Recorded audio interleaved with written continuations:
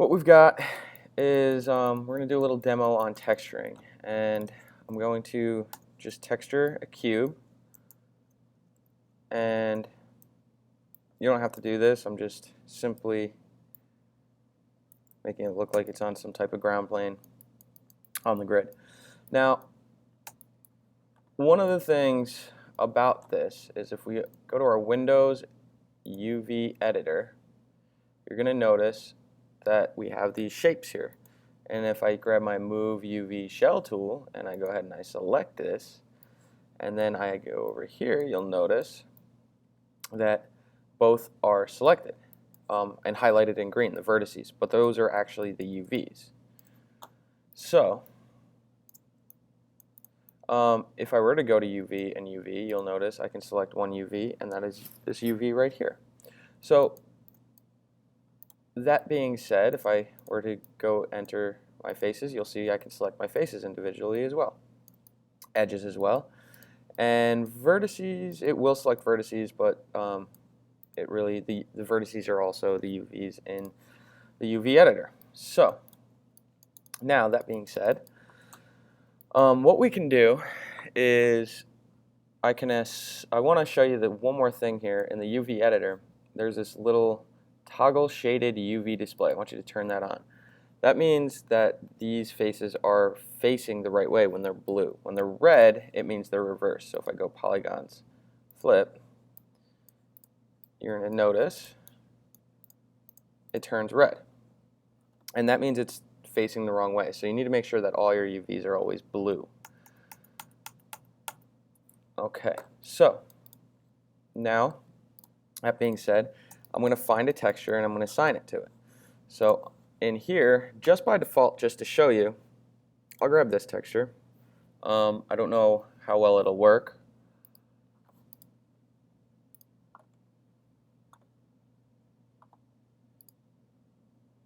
And I'm just going to save it to my desktop. UV texture. Actually, this one will not work because it's facing the wrong way.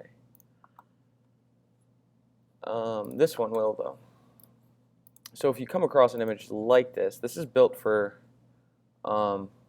create texture. Save. Now, if I were to hold right click, assign new material, you can do blend or Lambert or whatever. I'll do blend just for fun. And I'm going to bring down my reflectivity, and the eccentricity I'll bring up just slightly, and this I'll keep it at something like that, because even though it is a box, it will have some sheen in certain areas. Now, under color, this is where I'm going to assign my UV texture map.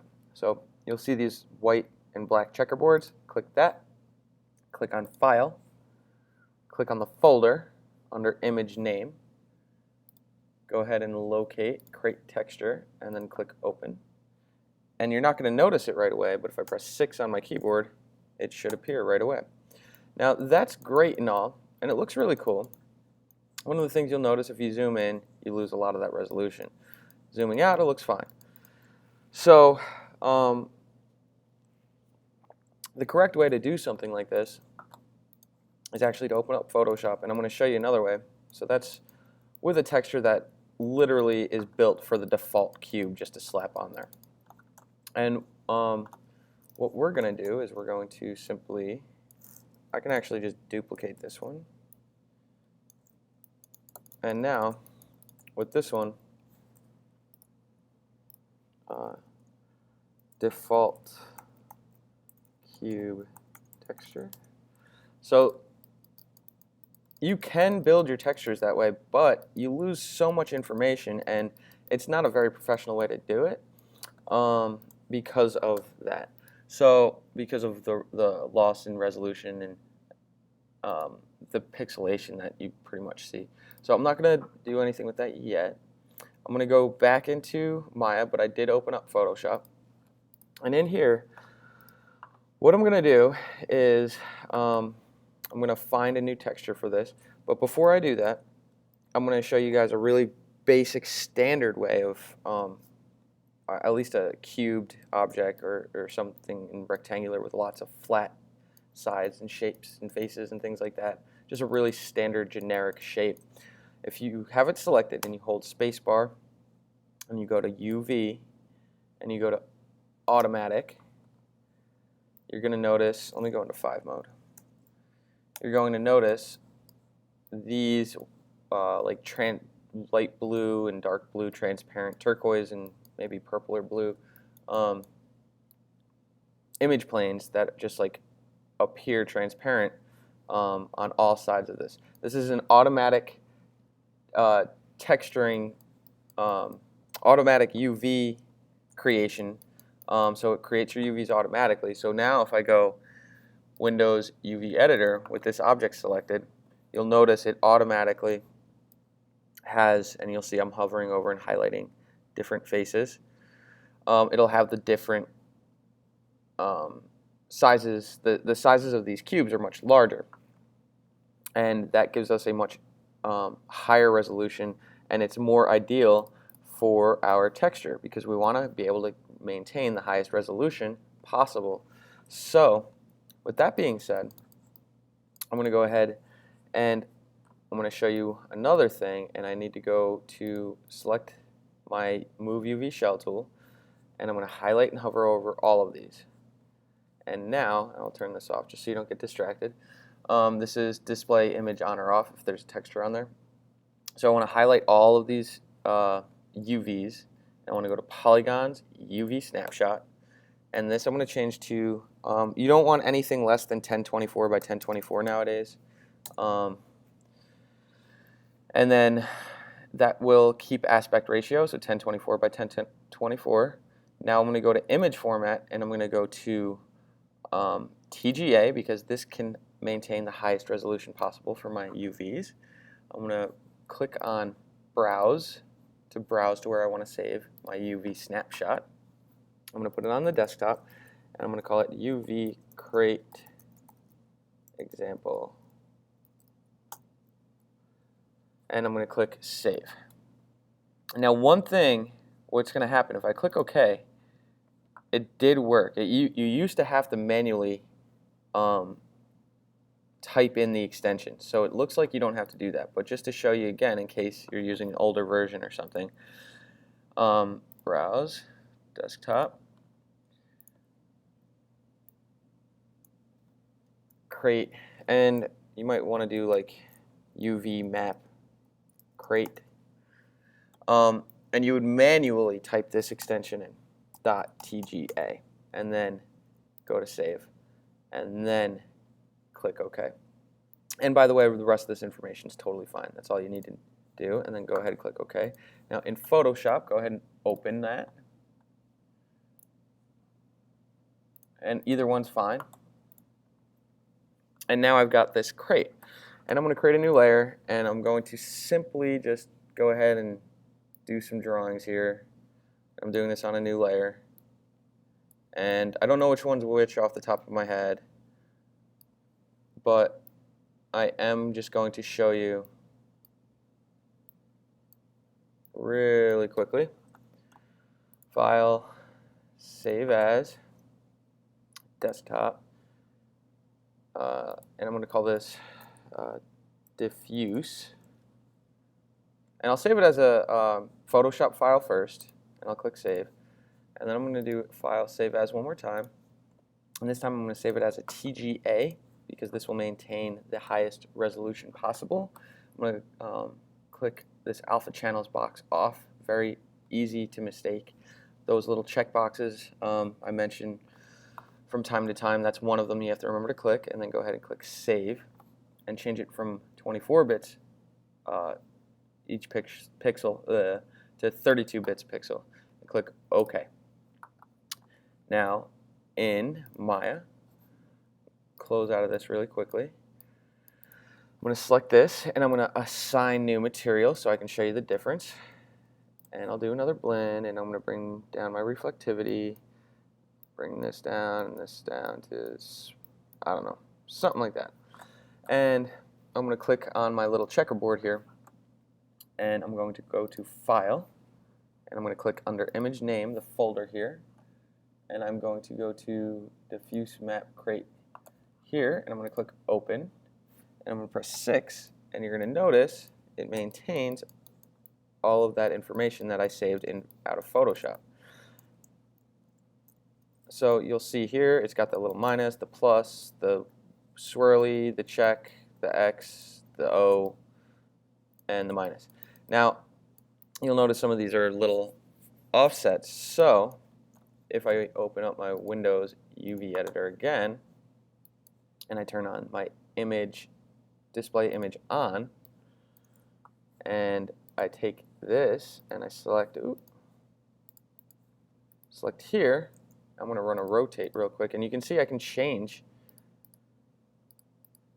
everything about it. So that looks pretty accurate. I'll take a look here. That looks right. I'm just going by the shapes themselves, and that looks right. And it all looks, I'm just setting it up so all of my, it won't make a difference just for this example, but I'm just showing that you can change the direction of these. That can make a difference in how you texture it once you apply it. Now, with that being said, I want to go ahead and actually texture it with some real photorealistic image. And what I can do is I can grab something similar to this, or I could do any one of these wooden crates. This one looks kind of neat. I'll give this one a shot just because it kind of looks cool. It looks like something out of Zelda. Save image as desktop Zelda crates, and here in Photoshop I'm going to open that Zelda crates, and I'm going to simply go ahead and select it like so, Command C and Command V, and I'm going to put each one of these into a different area, and I press Command T, Edit Transform, to readjust this here like so.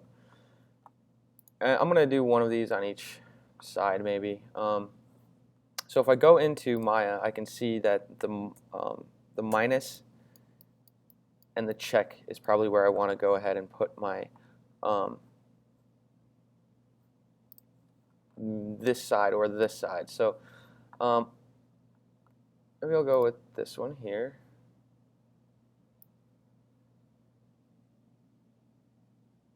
And I'm just literally just doing this just for fun, just to Command V, Command T. I think it was the check and the minus. So I'm going to go ahead and place those into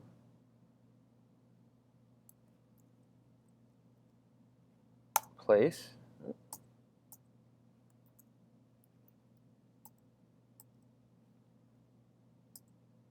Okay, that should work. I'm going to duplicate this one. Go ahead and move that one into place.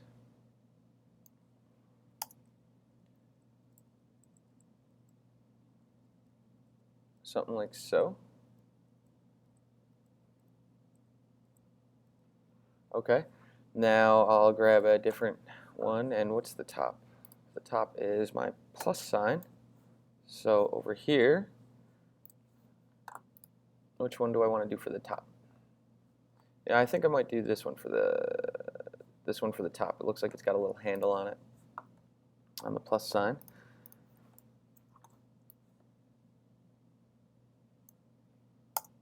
Okay. And as for the rest of them, I can go ahead and really just, I mean, either way I could do whatever, but I'm just doing this for kind of fun. I'll take this here, Command C, and in here, place this one on the bottom at O.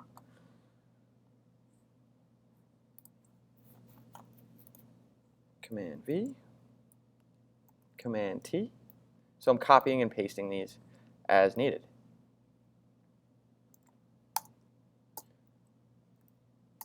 And then just shifting into place as needed. Something like so. And now I will go to the last two which one didn't I not use? This one. And we're going to notice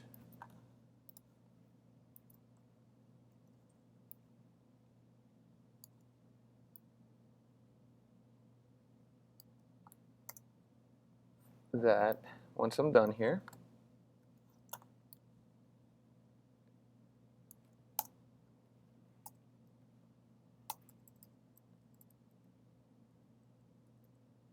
okay, so that's pretty good. I like the layout of it, and I'm going to Command-Shift-S, File, Save As, diffuse map crate.psd. I'm going to save it out as a PSD first, just so I can always have my editable file. And now I'm going to save it out as a TGA, and I'm going to make sure I click this little alpha channels, and I'm going to click Save. And I'm going to hit Replace, and I'm going to click OK. And now that I've already got in Maya this texture assigned, you'll see right away it updates here, but it does not update here. You see that?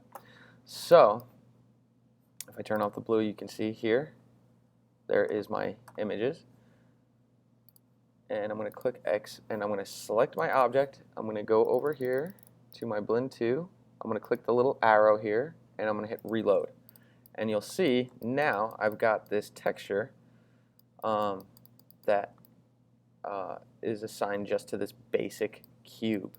And if I press Shift I, you'll see I've got one texture here, and I've got a multitude of different textures on this one, and it's pretty cool. So, and that's just the texture on the cube itself. You can do lots of cool things with texturing. So this is with, just as a reminder, go Panels, Saved Layouts, and we'll go Persp UV Editor so we can see both of these. So you'll see the difference here. I'm going to turn off my UV display shaded blue there. And you'll see here, all these cubes are much smaller. If I zoom in, I lose some information there.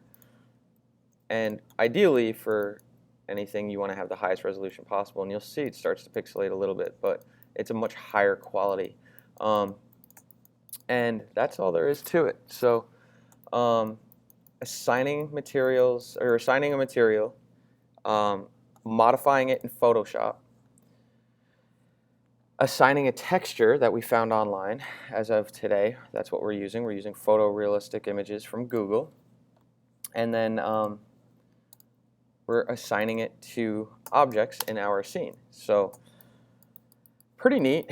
And these will render out. So if you want to just test a rendering, which is always a good idea. And close. Windows, I always like to use a high quality renderer, so I'm going to go double check in here. Okay, close. I'll create a polyplane just so I get some shadow. Whoa.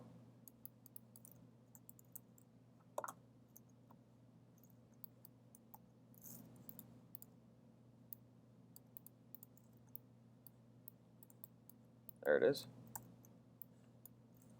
All right, and now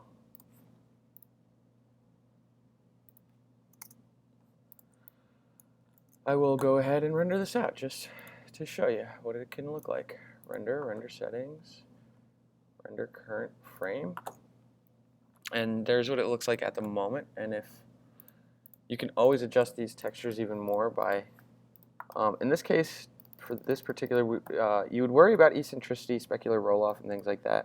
I'm going to turn it all the way down for the time being for this render, because you do that on a specular map, like a diffuse map we just did, to worry about shine and sheen. So like this metal might shine more than the flat wood, but I'm going to turn it down just for now. And now I'm going to do render settings one more last time, and quality. Scene, here we go. I'm not too worried about the quality. I'm just doing a generic sort of render with some default lighting. And you'll see now that you can render it, and it looks pretty cool. So that's rendering. Well, it will render with your texture map applied to it. And that's all I've got on how to texture in Maya. Really basic texturing. So thanks for watching.